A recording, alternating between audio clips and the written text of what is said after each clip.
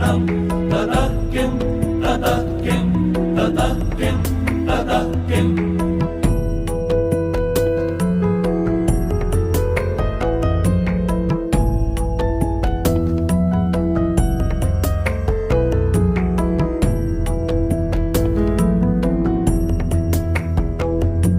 बलत्रं धनं पुत्रपौत्रादि सर्वं गृहं बान्धवाः सर्वमेतद्धि जातं गुरोरङ्घ्रिपत्ने मनश्चेन्न लग्नं ततः किं ततः किं ततः किं ततः किम्।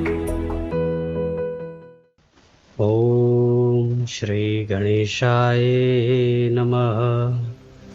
वक्रतुंड महाकाय सूर्यकोटि समप्रभ निर्विघ्नं कुरु मे देव सर्वकार्येषु सर्वदा। ओम श्री गुरुवे नमः। ओम श्री मात्रे नमः। ओम श्री महालक्ष्मै नमः।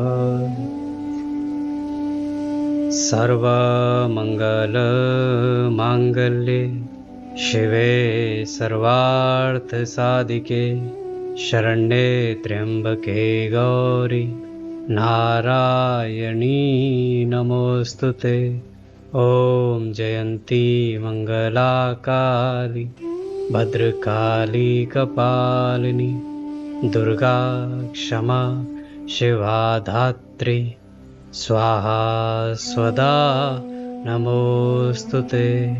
ओम शांति शांति शांति।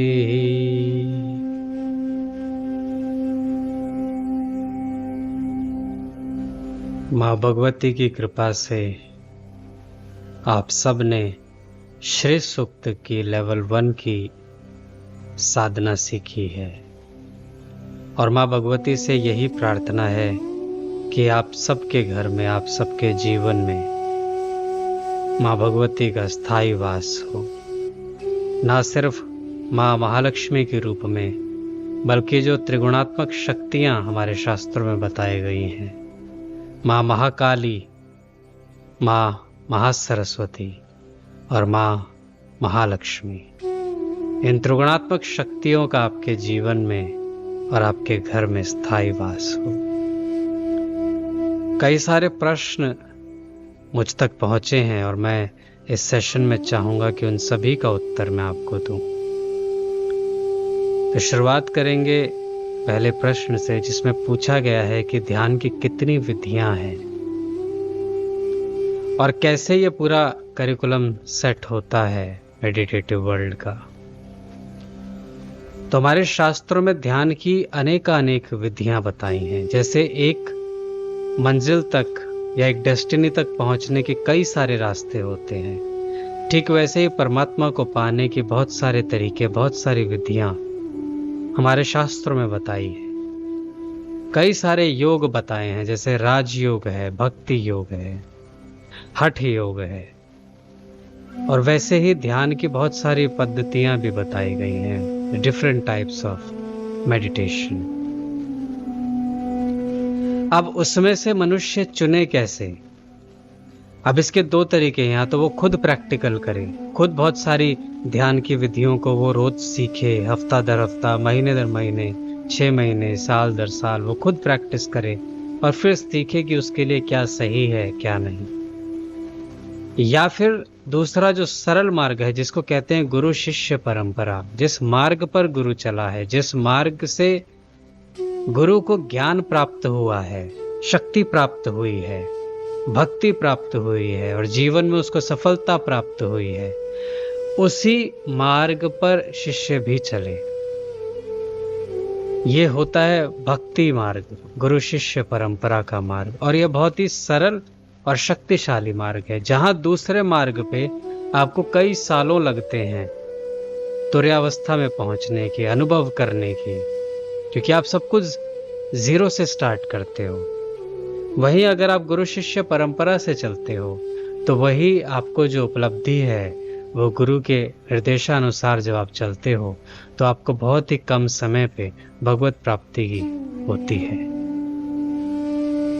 तो इन सब चीज़ों में नहीं पढ़ना कि कितने तरीके के ध्यान पद्धतियां हैं, कितने तरीके की साधनाएं हैं। आप जितना सोचोगे उतने प्रकार की साधनाएं हैं, उतने प्रकार की ध्यान की पद्धति हैं, पर आपके लिए क्या उत्तम है इसके लिए पहले आपको अपने भीतर प्रवेश करना पड़ेगा। आपके जीवन में ऐसी कौन सी समस्याएं हैं जिसका आप हल पाना चाहते हो, और उसको जब आप समझ जाते हो उसके बाद फिर आप ये सीखते हो कि कौन से ध्यान, कौन सी साधना आपके लिए सर्वोपरि होगी। क्या भोग की सिर्फ साधना है, क्या मोक्ष की साधना है?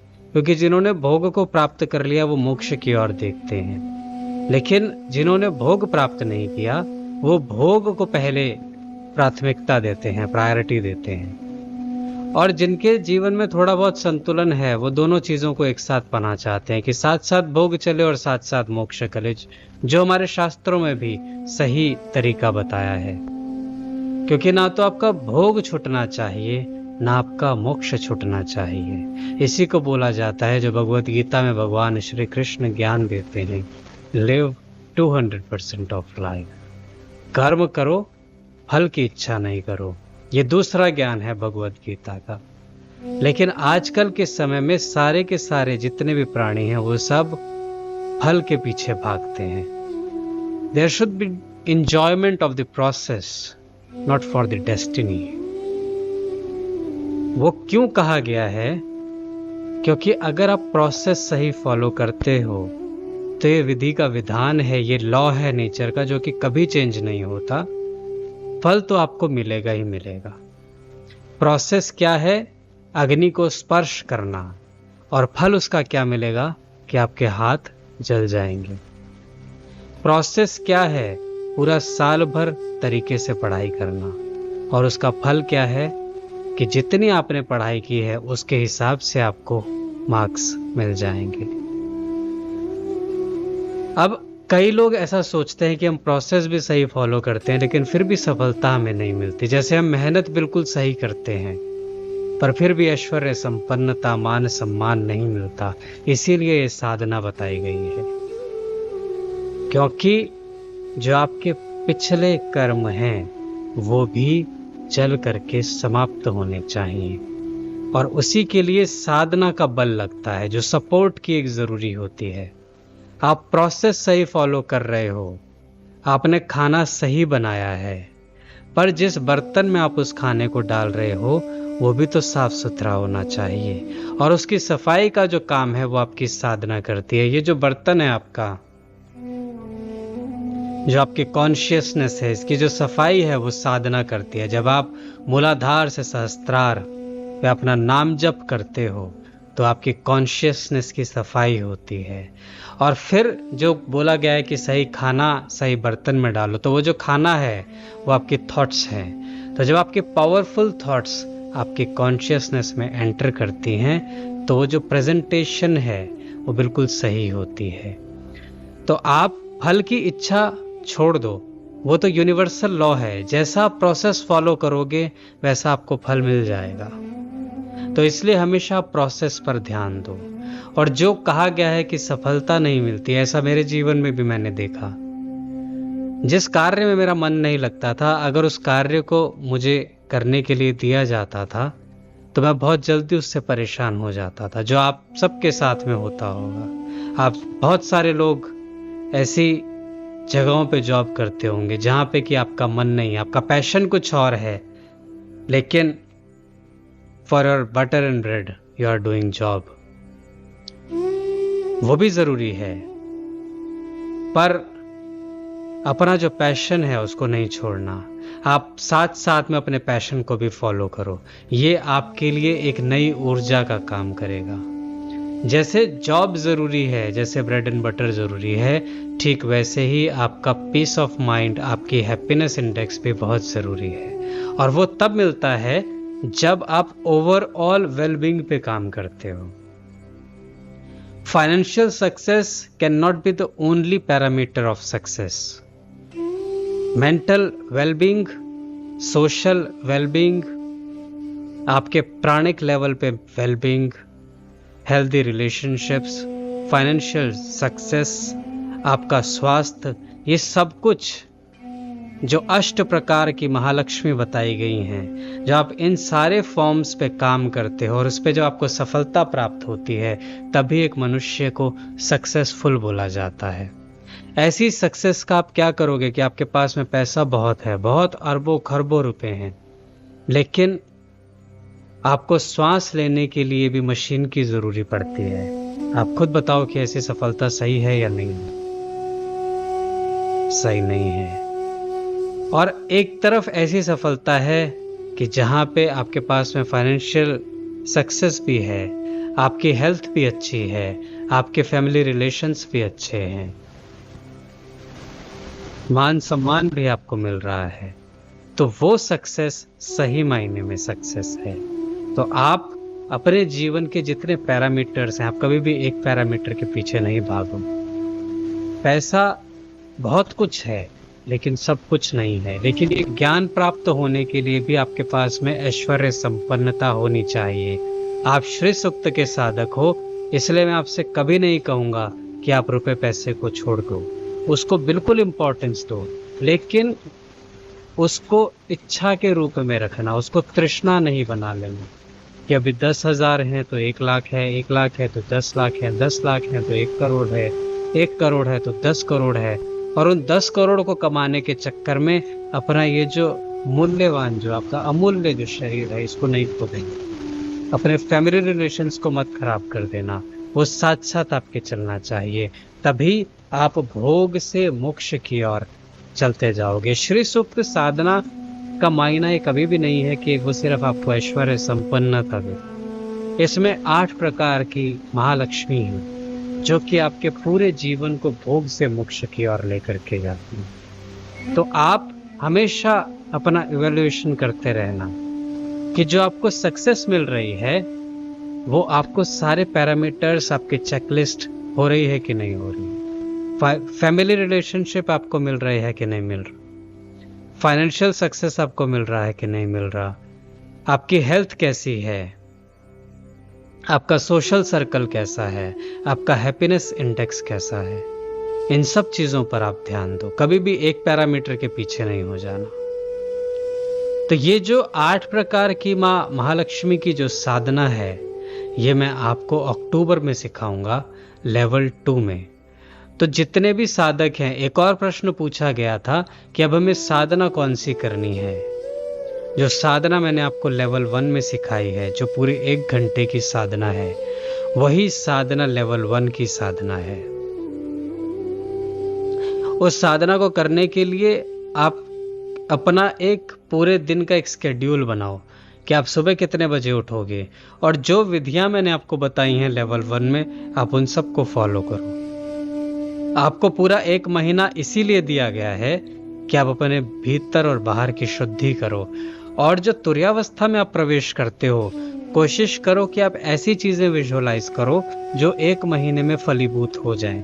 इससे आपको आपके भीतर एक कॉन्फिडेंस आएगा कि जो भी चीज आपने सोची, जो भी चीज आपने विजुअलाइज करी, वो आपके जीवन में फलीभूत हुई। और जब मनुष्य के भीतर कॉन्फिडेंस आता है तो उसके भीतर भक्ति जागृत होती है, और जब भक्ति जागृत होती है तभी आपकी साधना सफल होती है। तो ये सब स्टेप्स हैं आपकी स्पिरिचुअल प्रोग्रेस के। दूसरा प्रश्न मेरे पास में यह आया कि मेडिटेशन जो है, जो साधना हम सिखाते हैं, वो स्ट्रेस पे कैसे काम करता है। हम जितने भी योगी हैं, हम जितने भी साधक हैं, हम सबसे पहले रूट कॉज पे जाते हैं, और रूट कॉज पे जाने के बाद में हम कभी भी प्रॉब्लम पे काम नहीं करते, हम हमेशा सॉल्यूशन पे काम करते हैं। अब हमारे सामने कोई भी प्रॉब्लम ले आओ, हम सीधा एक ही प्रश्न कहते हैं कि जो होना था वो हो गया, अब आगे क्या, आगे सॉल्यूशन पे काम करो। तो ये जो स्ट्रेस है, आप कभी भी देखो कि स्ट्रेस क्यों होती है, आप इसकी डेप्थ में जाओ, और जब आप डेप्थ में जाओगे तो आपको पता चलेगा कि जब आपकी एक्सपेक्टेशंस पूरी नहीं होती तभी आपको स्ट्रेस होती है। जैसे मान लो कि आपको घर से बाहर निकलना है। अब आपकी एक्सपेक्टेशन क्या है? अगर बहुत गर्मी का मौसम है कि आज धूप ना हो, यही आपकी एक्सपेक्टेशन होगी। पर जैसे आप घर से बाहर निकलते हो तो धूप बहुत तेज होती है, तो उससे आपका मन विचलित हो जाएगा। आपकी किसी से एक्सपेक्टेशन है, इसीलिए गौतम बुद्ध बोलते हैं कि एक्सपेक्टेशंस कम से कम रखो, और वो कम से कम हमेशा नियंत्रण से आता है, जिसपे ये मन का कार्य है।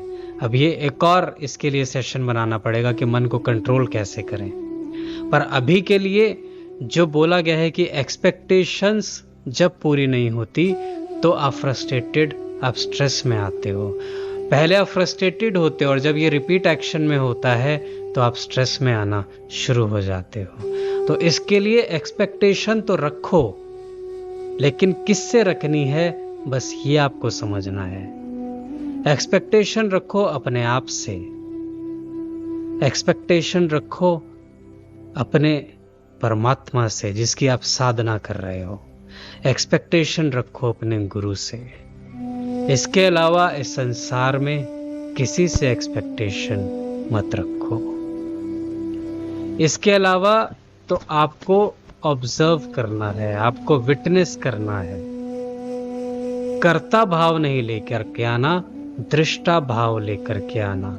और ये जितनी भी पद्धति बताई गई हैं, जितना भी ज्ञान हमारे शास्त्रों में दिया गया है कि दृष्टा भाव रखो, अब आपको समझ में आएगा कि दृष्टा भाव क्यों जरूरी है। क्योंकि अगर दृष्टा भाव नहीं होगा तो कर्ता भाव आएगा, कर्ता भाव आएगा तो एक्सपेक्टेशंस बढ़ेंगी, एक्सपेक्टेशंस बढ़ेंगी तो पहले फ्रस्ट्रेशन होगी, और फ्रस्ट्रेशन के बाद में जो नेक्स्ट स्टेप है वो स्ट्रेस होगी।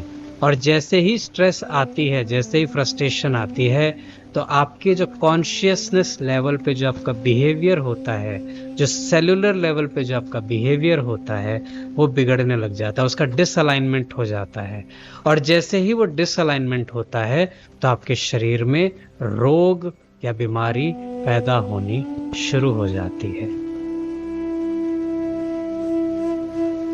क्योंकि जब आप अपनी कॉन्शियसनेस को देखते हो तो वो purest of the pure form की है, उसमें एक हैप्पीनेस है, एक रिदम है आपकी कॉन्शियसनेस में, एक यूनिवर्सल रिदम है उसके भीतर। और जैसे ही स्ट्रेस आती है वो है पॉजिटिव फॉर्म और स्ट्रेस है नेगेटिव, तो जैसे ही वो नेगेटिविटी आती है तो वहां पे डिसअलाइनमेंट होता है। और अगर आपकी एक्सपेक्टेशन अपने आप से होगी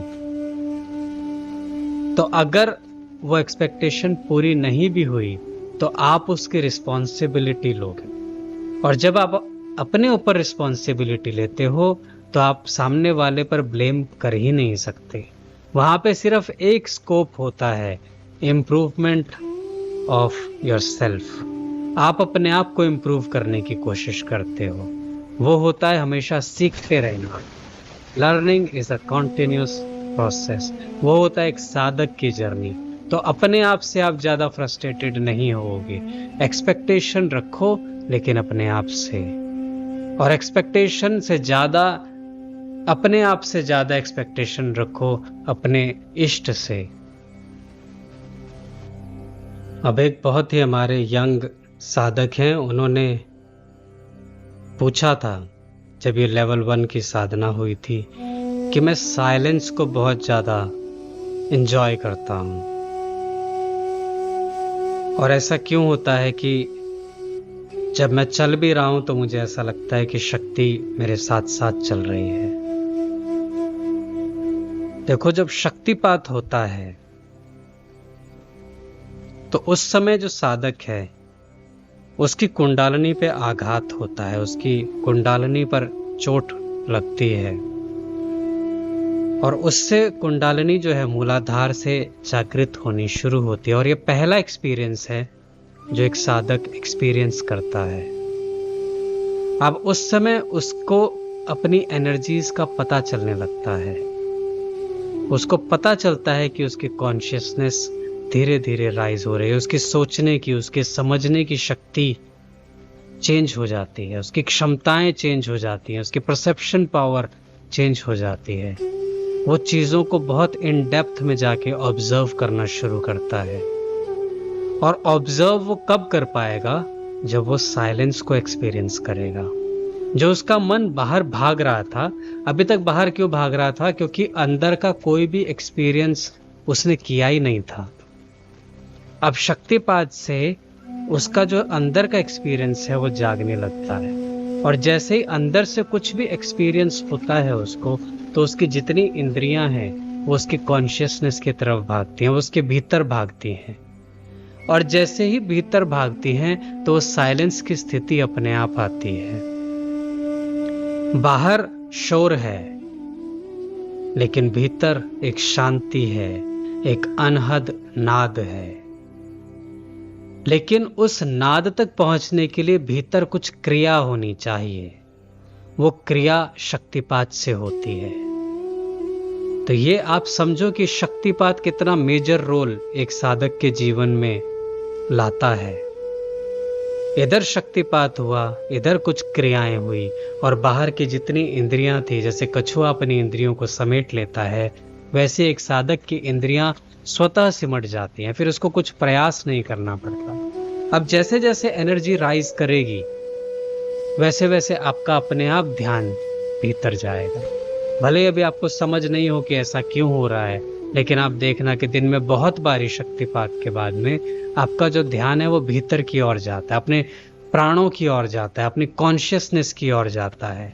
आप एकदम से साइलेंट हो जाओगे, आप एकदम से चीजों को ऑब्जर्व करना शुरू कर दोगे। और जब ऑब्जर्व आप करना शुरू करते हो तो स्टार्ट एंजॉयिंग द जर्नी। आपके भीतर एक पूरी यात्रा है। 14 भुवन बताए गए हैं हमारे शास्त्रों में। 7 लोक नीचे के हैं, 7 लोक आपके मूलाधार से सहस्त्रार के। तो जैसे जैसे आपकी कॉन्शियसनेस राइज करती है, और अब श्री सूक्त की शक्ति भी आपके भीतर है, तो श्री सूक्त की शक्ति में एक आनंद है जो आपको एक हैप्पीनेस, एक आनंद देता है जैसे जैसे वो राइज करती है। तो अपनी इच्छाओं पे, अपनी तृष्णाओं पर अब एक कंट्रोल रखना, इससे आत्मबल की जागृति होती है। तो जैसे जैसे कॉन्शियसनेस से ऊपर उठती है कुंडलिनी शक्ति, आपकी श्री सूक्त की शक्ति, तो एक एंजॉयमेंट आती है, और इसीलिए आप साइलेंस को एंजॉय करते हो। ये वो साइलेंस है जिसके भीतर पूरा यूनिवर्स समाहित है।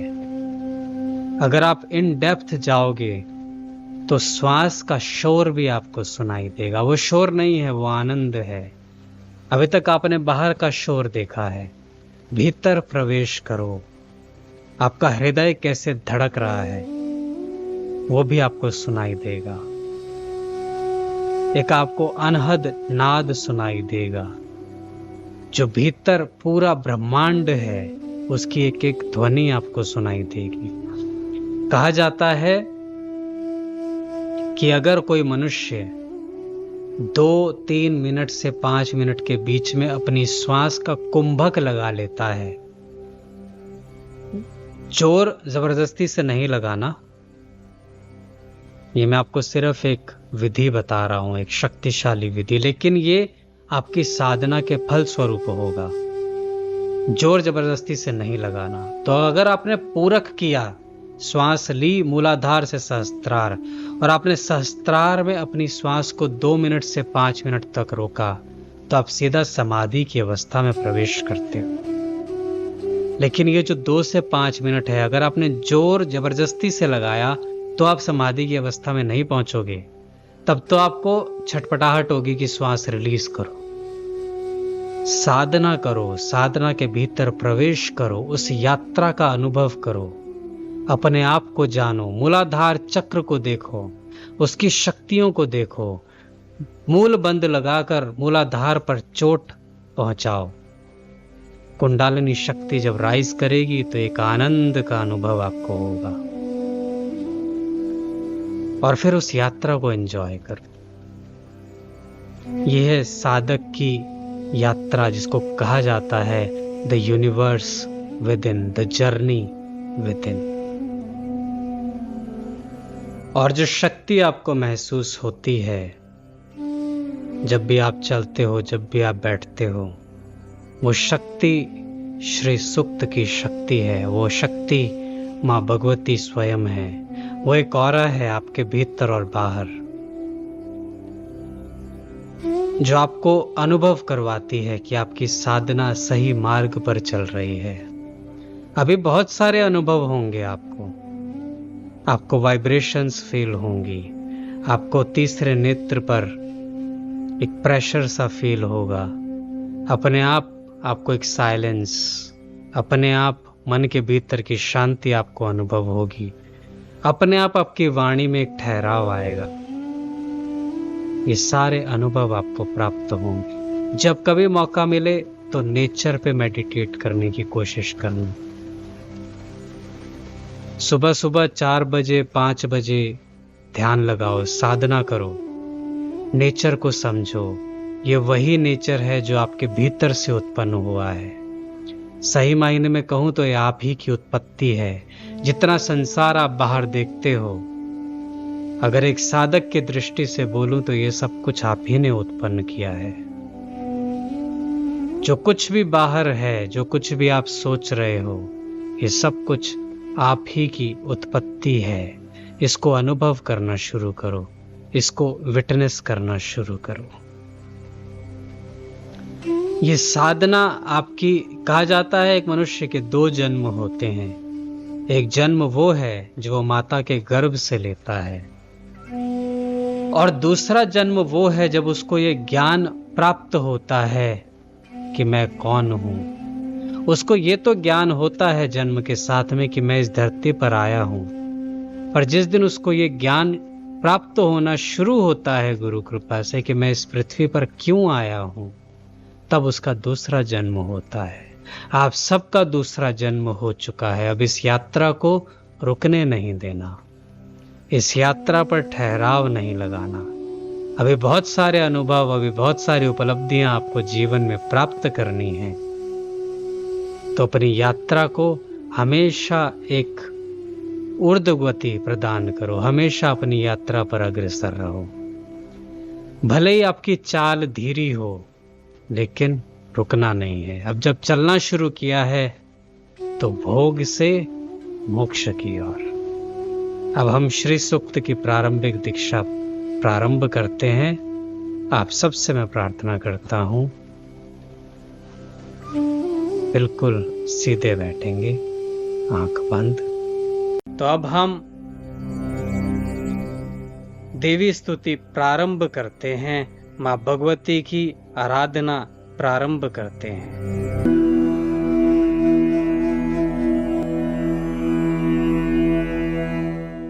ओम नमः चंडिकाय सिद्ध कुंजिका स्तोत्रम।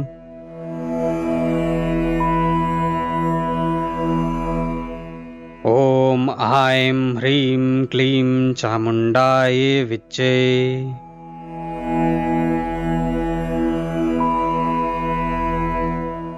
ओम ग्लौं हुं क्लीं जुं सः।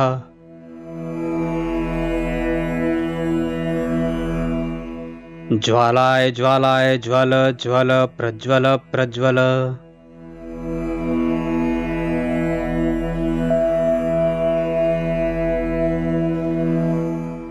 ऐं ह्रीं क्लीं चामुंडाय विच्चे।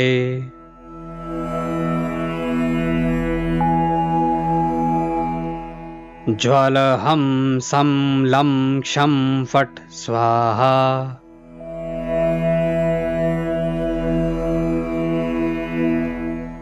नमस्ते रुद्ररूपिण्ये नमस्ते मधुमर्दिनी।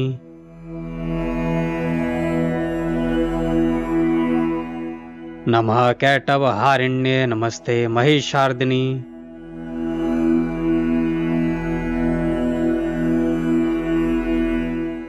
नमस्ते शुंभहंत्रे च निशुंभासुरघातिनी।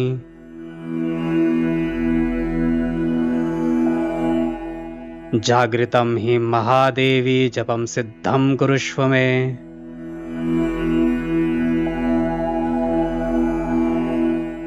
ऐंकारी सृष्टिरूपाये ह्रींकारी प्रतिपालिका।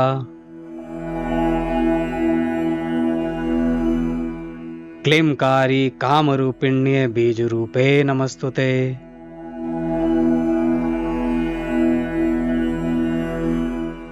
चामुण्डा चण्डघाती च येकारी वरदायिनी।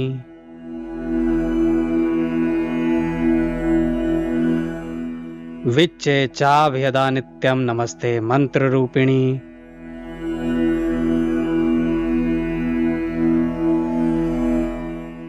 धाम धीम धूम दुर्जटे पत्नी वाम वीं वों वागधीश्वरी।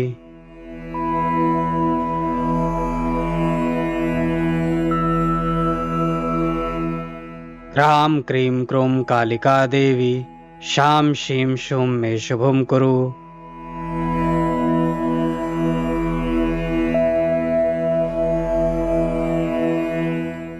हुं हुं हुंकारूपिण्ये जम जम जम जम्भनादिनी।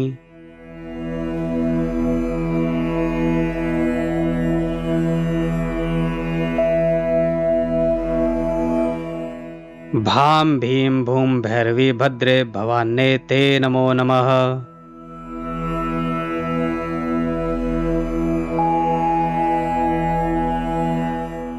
अं कं चं टं तं पं यं शं वीं दूं ऐं वीं हं क्षं।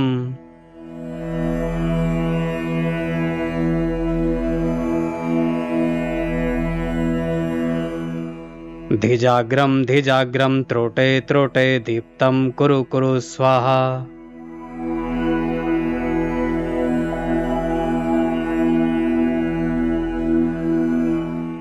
पां पीं पुं पार्वती पूर्णा खां खीं खूं खेचरी तथा।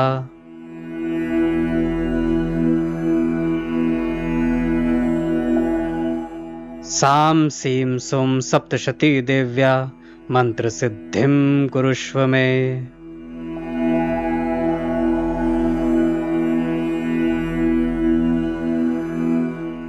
ओम नमः चंडिकाय। ओम श्री दुर्गार्पणमस्तु। सप्तश्लोकी दुर्गा। ओम ज्ञानी नामपि चेतासी देवी भगवती ही सा।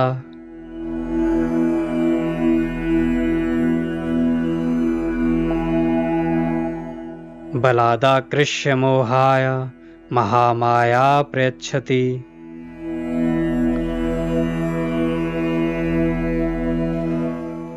दुर्गे स्मृता हर्षि भीतिमशेषजन्तोः।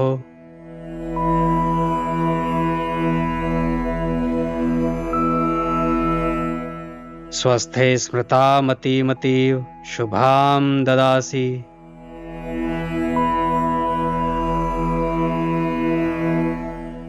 दारिद्र्ये दुःख भयहारिणी का त्वदन्या।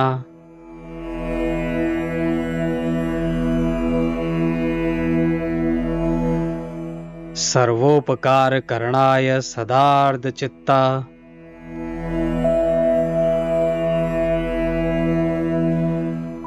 सर्व मंगल मांगल्ये शिवे सर्वार्थ साधिके।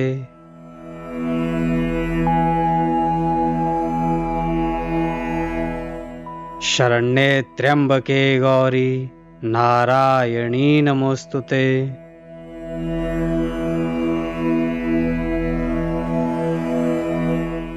शरणागत दीनार्थ परित्राण परायणे।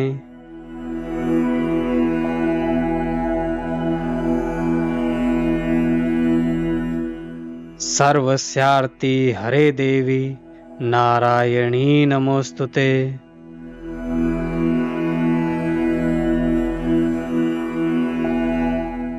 सर्वस्वरूपे सर्वेशे सर्वशक्ति समन्विते।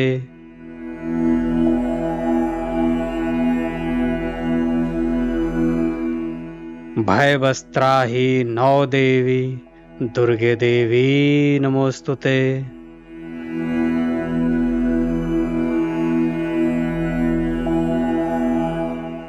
रोगान शेषान वहंसि तुष्टा।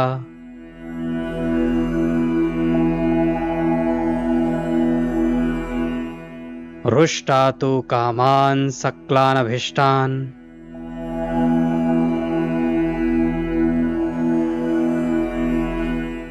त्वामाश्रितानां न विपन्नराणाम्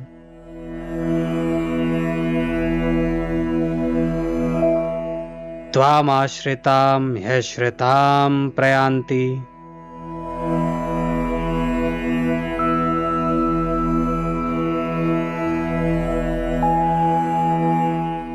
सर्वबाधा प्रशमनं त्रैलोकस्याखिलेश्वरी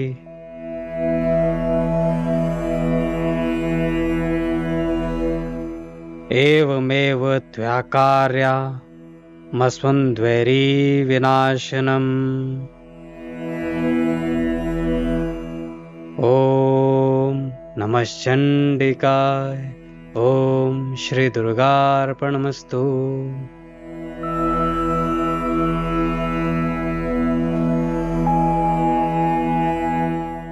माँ भगवती के 108 नाम। ओम सती साध्वी भवप्रीता भवानी भवमोचनी।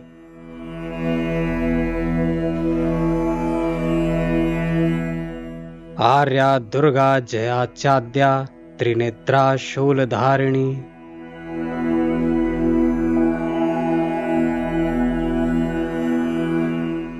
पिनाक धारिणी चित्रा चंडघंटा महातपः।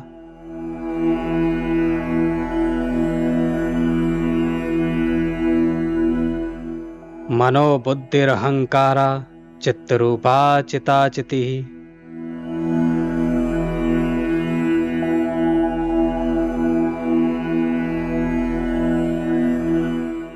सर्वमंत्रमयी सत्ता सत्यानंद स्वरूपिणी।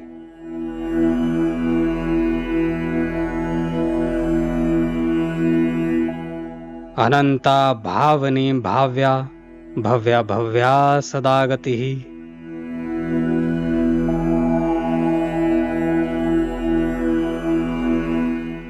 शांभवी देवमाता च चिंता रत्न प्रिया सदा।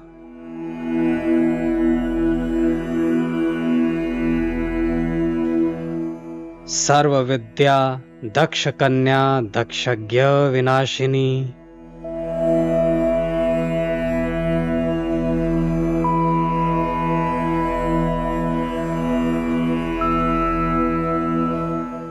अपर्णा नेकवर्णा च पाटला पाटलावती।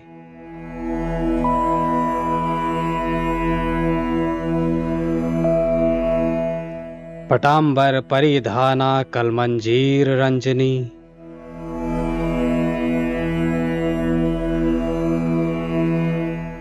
अमय विक्रमा क्रूरा सुंदरी सुरसुंदरी।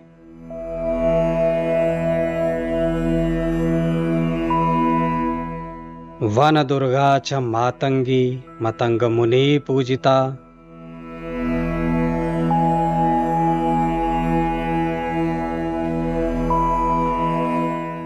ब्राह्मी महेश्वरी चैन्द्री कौमारी वैष्णवी तथा।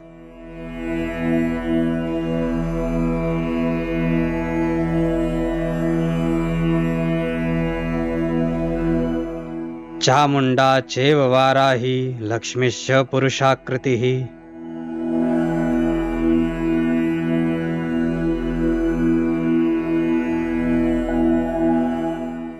विमलोत्कर्षणी ज्ञाना क्रिया नित्या च बुद्धिदा।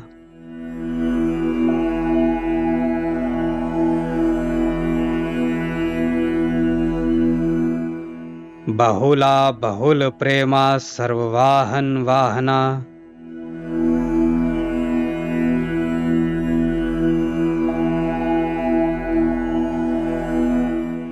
निशुंभ शुंभ हननी महिषासुर मर्दनी।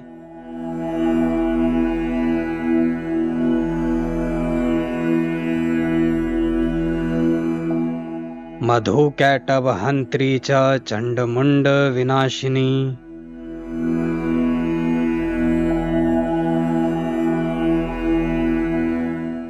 सर्वासुर विनाशा च सर्वदानव घातिनी।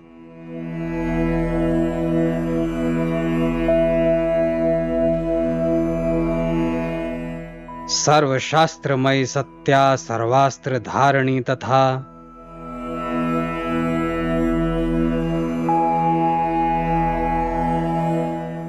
अनेक शस्त्र हस्ता च अनेकास्त्रस्य धारिणी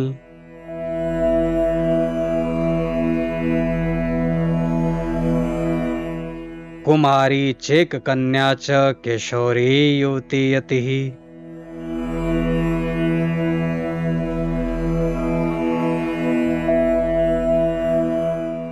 अप्रौढ़ा चैव प्रौढ़ा च वृद्धमाता बलप्रदा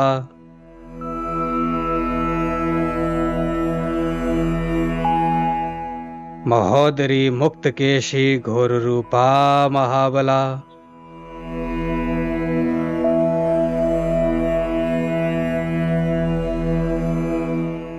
अग्निज्वाला रौद्रमुखी कालरात्रि तपस्विनी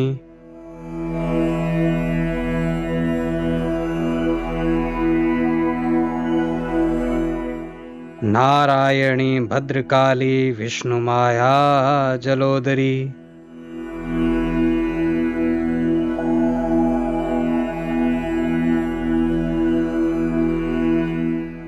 शिवदूती कराली च अनंता परमेश्वरी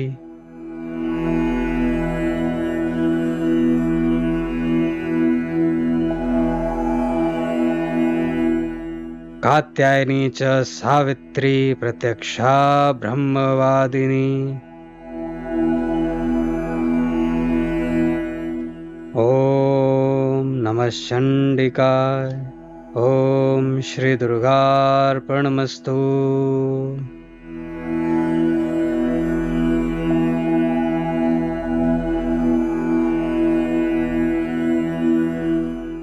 माँ भगवती के 32 नाम।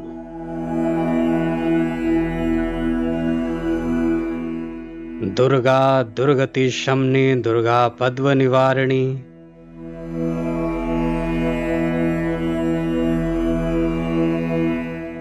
दुर्ग मच्छेदिनी दुर्ग साधिनी दुर्ग नाशिनी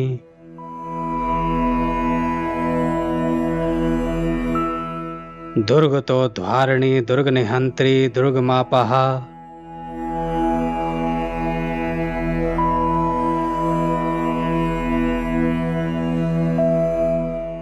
दुर्गम ज्ञानदा दुर्ग दैत्य लोक दवानला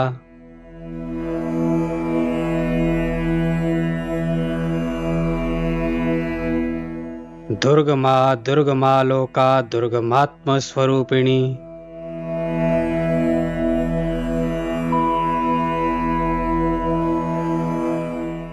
दुर्ग मार्ग प्रदा दुर्गम विद्या दुर्गमाश्रिता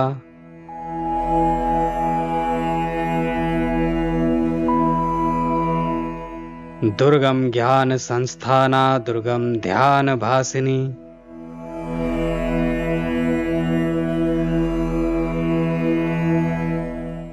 दुर्ग मोहा दुर्ग मगा दुर्गमार्थ स्वरूपिणी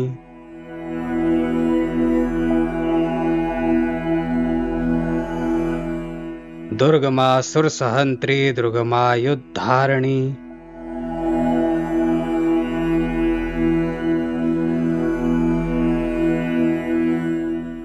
दुर्गमांगी दुर्गमता दुर्गम्या दुर्गमेश्वरी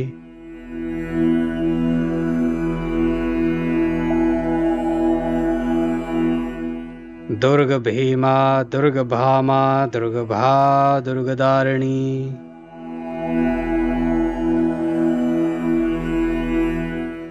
ओम नमः चंडिकाय ओम श्री दुर्गार्पणमस्तु।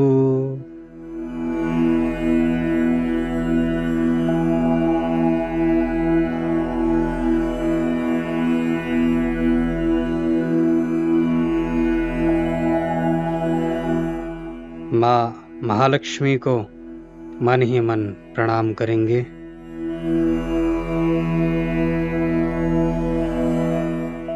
आंख बंद।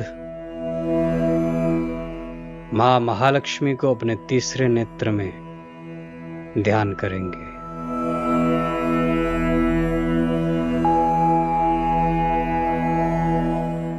माँ महालक्ष्मी को मन ही मन प्रणाम करें।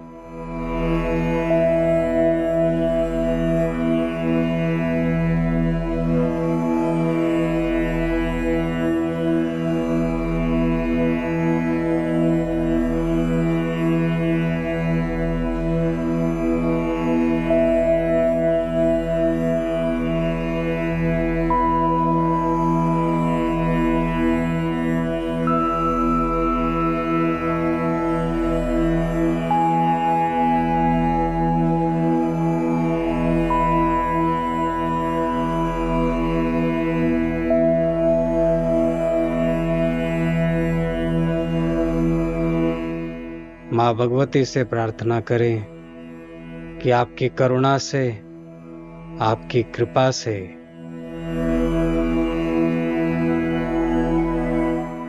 मेरे सभी पुण्य जागृत हुए हैं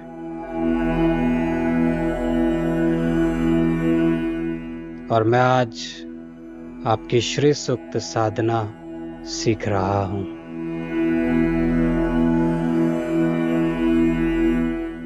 इस साधना का ज्ञान मेरे भीतर जागृत करना और इस साधना से मेरे जीवन को सफल करना। माँ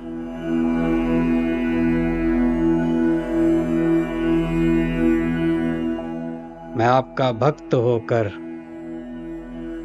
अपने जीवन में सभी भोगों को प्राप्त हूँ और अपनी नर से नारायण की यात्रा को भी पूर्ण कर सकूं। ऐसे मुझ पर कृपा करें, ऐसा मुझे आशीर्वाद दें। आपकी कृपा मुझ पर, मेरे परिवार पर हमेशा बनी रहे। आप ही की शक्ति से, आप ही की करुणा से, आप ही की कृपा से मैं इन श्री सूक्त के मंत्रों का जप कर रहा हूं। आप प्रसन्न होना माँ और मुझ पर और मेरे परिवार पर हमेशा अपनी कृपा बनाए रखना। हरि ही ओम। ओम हिरण्यवर्णां हरिणीं सुवर्णरजतस्रजाम्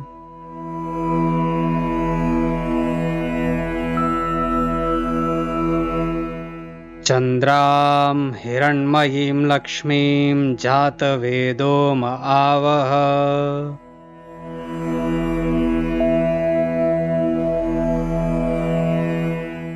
तां म आवह जातवेदो लक्ष्मीमनपगामिनीम्।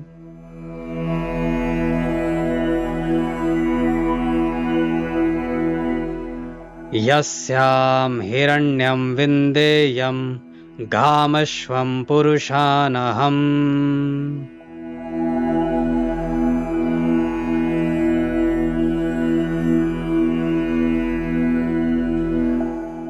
अश्वपूर्वां रथमध्यां हस्तिनादप्रमोदिनीम्।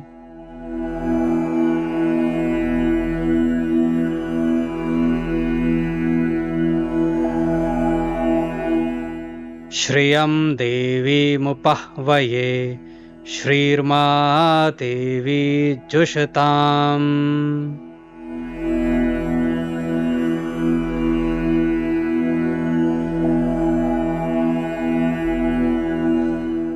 कां सुस्मितां हिरण्यप्राकारामार्द्रां ज्वलन्तीं तृप्तां तर्पयन्तीम्।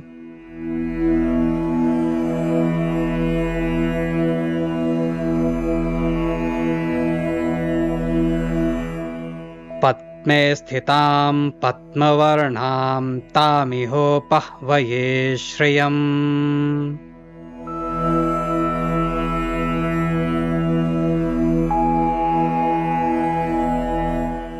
चन्द्रां प्रभासां यशसा ज्वलन्तीं श्रियं लोके देवजुष्टामुदाराम्।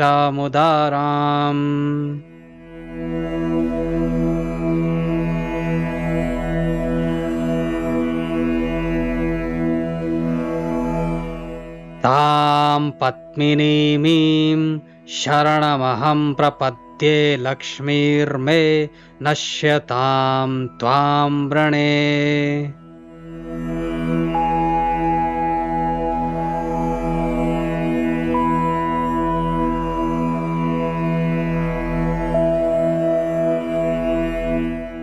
आदित्यवर्णे तपसोऽधिजातो वनस्पतिस्तव वृक्षोऽथ बिल्वः।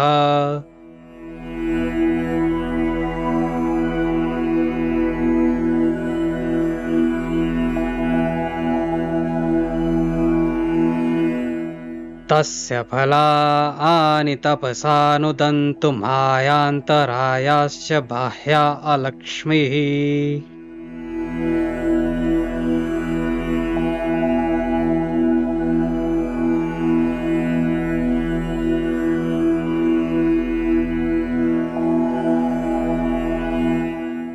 उपैतु मां देवसखः कीर्तिश्च मणिना सह।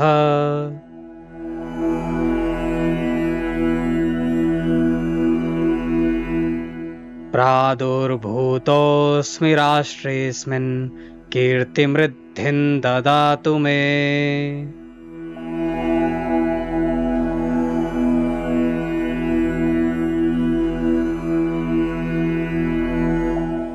क्षुप्तिपासामलां ज्येष्ठां लक्ष्मीं नाशयाम्यहम्।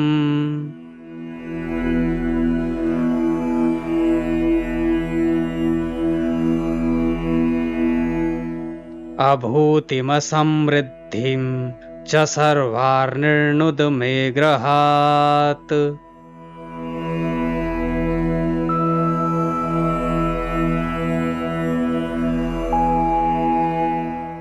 गन्धद्वारान् दुराधर्षान् नित्यपुष्टान् करीषिणीम्।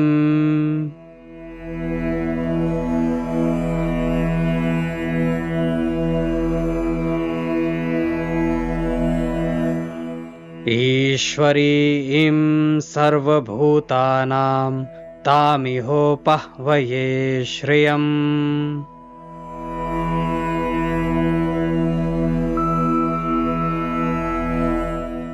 मनसः काममाकूतिं वाचः सत्यमशीमहि।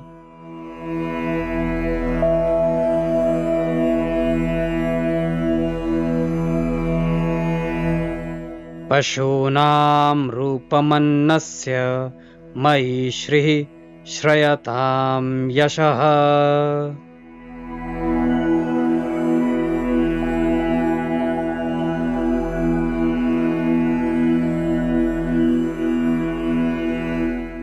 कर्दमेन प्रजा भूता मयि सम्भव कर्दम।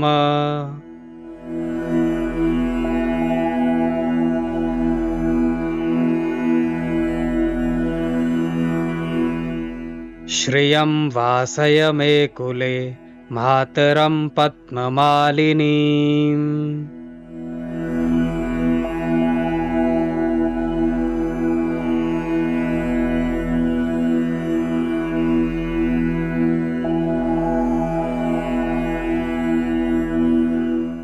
आपः सृजन्तु स्निग्धानि चिक्लीतवसमे गृहे।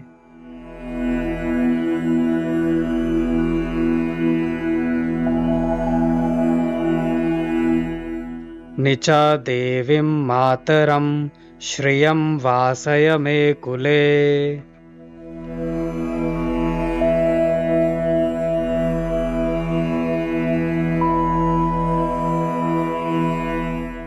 आर्द्रां पुष्करिणीं पुष्टिं पिङ्गलां पद्ममालिनीम्।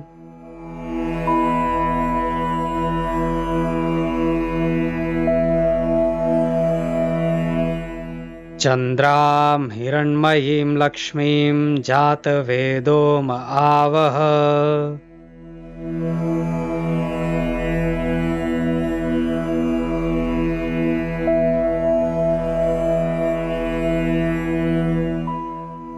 आर्द्रां यः कर्णिं यष्टिं सुवर्णां हेममालिनीम्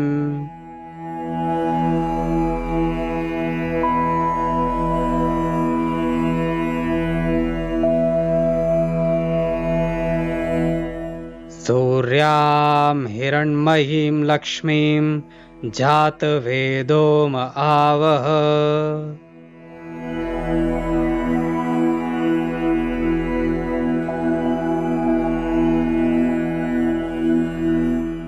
ताम आवह जातवेदो लक्ष्मीमनपगामिनीम्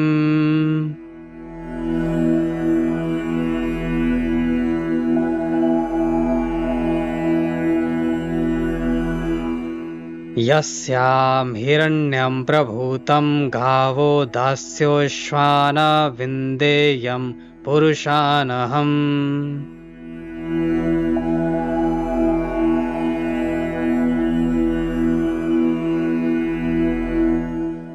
यः शुचिः प्रयोतो भूत्वा जुहुयाद जयमन्वहम्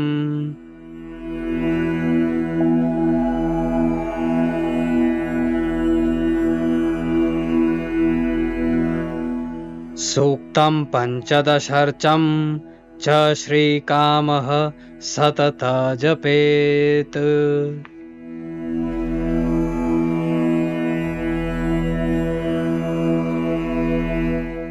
ॐ श्री महालक्ष्मे नमः।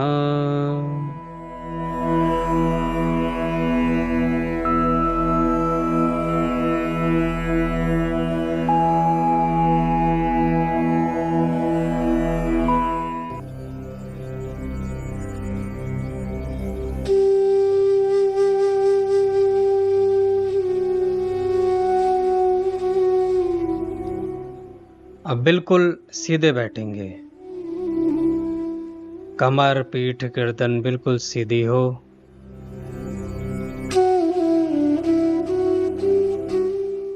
पूरी श्वास लें, पूरी श्वास निकालें।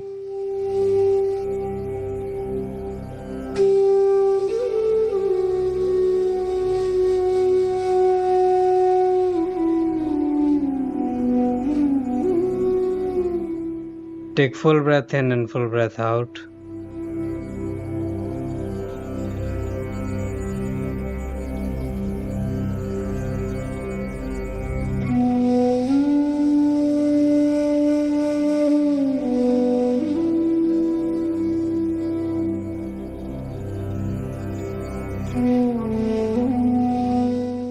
श्वास लोगे तो पेट फूलेगा, श्वास बाहर निकालोगे तो पेट पिचकेगा।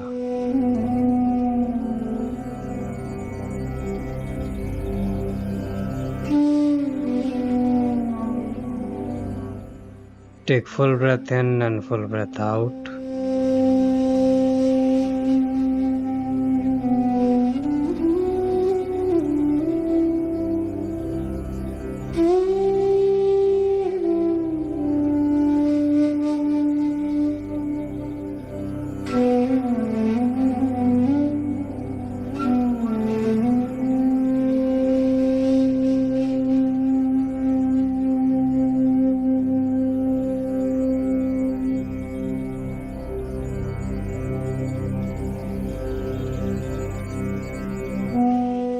पूरी श्वास लेते रहो, पूरी श्वास निकालते रहो।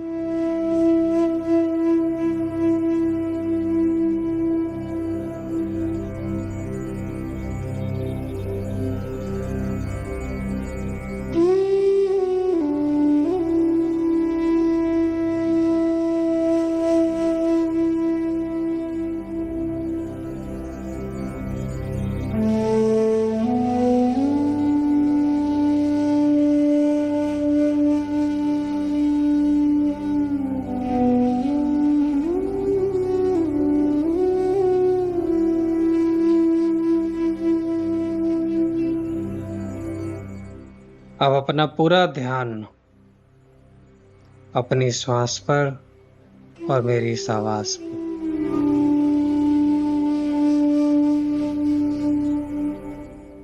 कोशिश करेंगे कि ये जो मंत्र है माँ महालक्ष्मी का जो ये प्रारंभिक दीक्षा का बीज मंत्र है, इसको आप अपने दाहिने कान से सुने।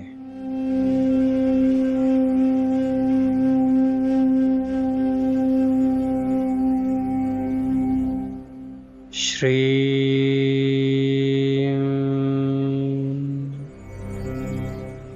श्री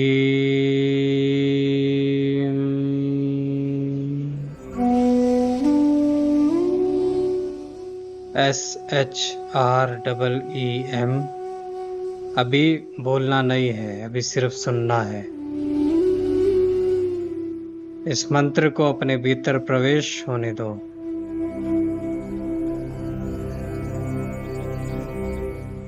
श्री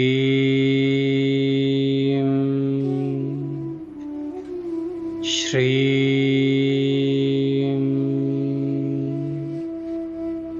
श्री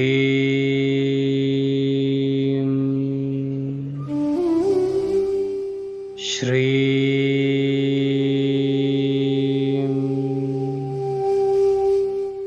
श्री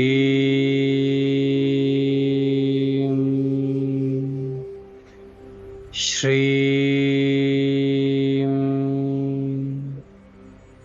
श्री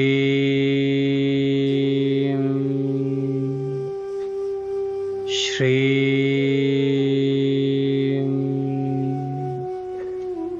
श्री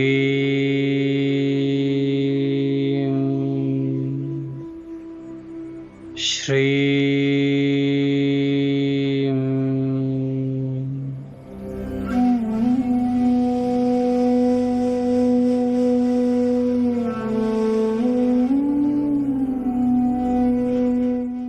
बिल्कुल रिलैक्स होकर के बैठेंगे।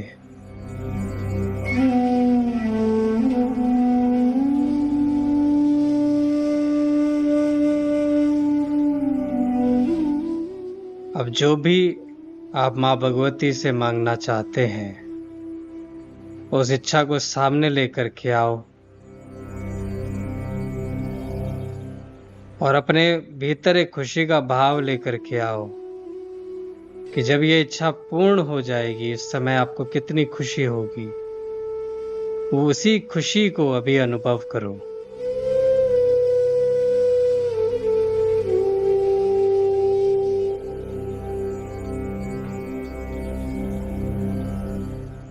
अब जब श्वास लेंगे तो उस इच्छा को सोचना, और जब श्वास को बाहर निकालेंगे तो ये सोचना कि जो भी आपकी नेगेटिविटी है, जो भी आपकी बुरी आदतें हैं, वो सब इस श्वास के साथ बाहर निकल रही हैं। जब श्वास लोगे तो अपनी इच्छा को सोचना, जब श्वास बाहर निकालोगे तो अपनी परेशानियों को, अपनी नेगेटिविटी को मंत्र के साथ बाहर निकाल देना।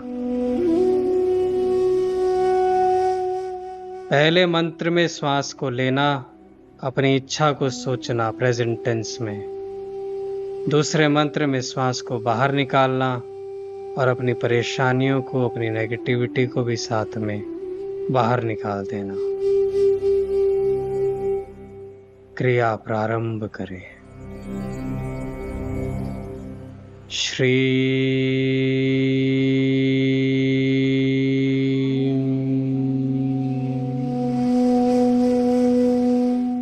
श्री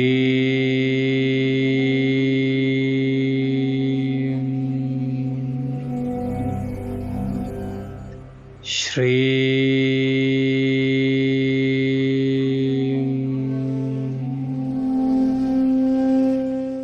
श्री श्री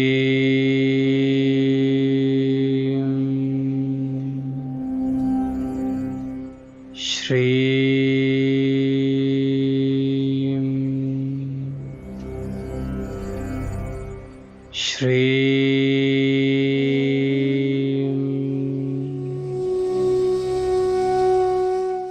श्री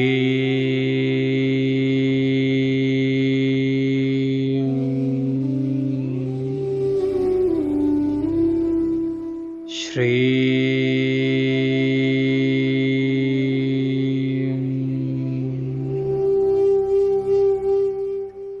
श्री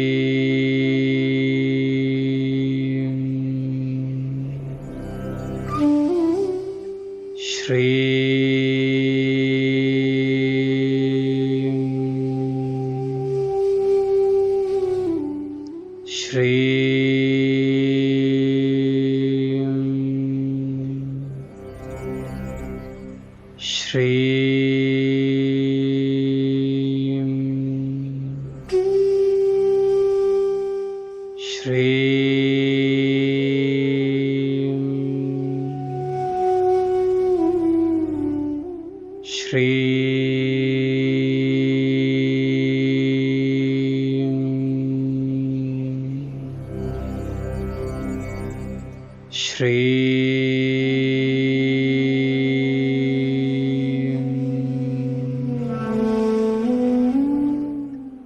श्री